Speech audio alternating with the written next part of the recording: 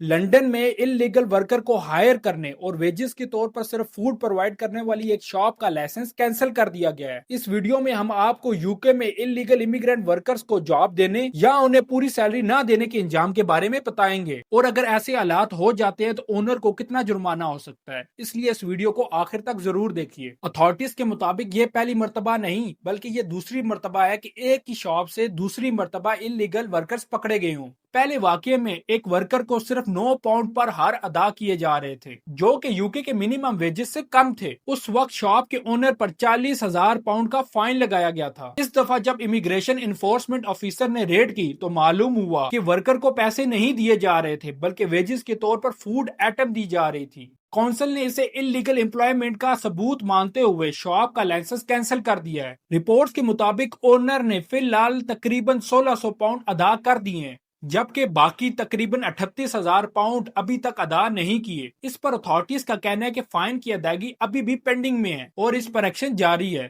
اب یہ shop cigarette, alcohol اور وے پروڈکٹ سیل نہیں کر سکتی۔ یہ واقعہ ایک بار پھر یوکے میں انلیگل لیبرز کے مسائل کو سامنے لاتا ہے۔ ہاں، کچھ بزنس مین ان کا انلیگل ہونے کی وجہ سے فائدہ اٹھا رہے ہیں۔ آپ کا اس بارے میں کیا خیال ہے؟ کمنٹ سیکشن میں ضرور بتائیں۔ اگر یہ ویڈیو پسند آئی ہو تو لائک اور شیئر لازمی کیجیے گا، اور یوکے سے ریلیٹڈ اوتھینٹک نیوز سننے کے لیے ہمارے چینل NN اردو کو سبسکرائب کر لیں۔ شکریہ۔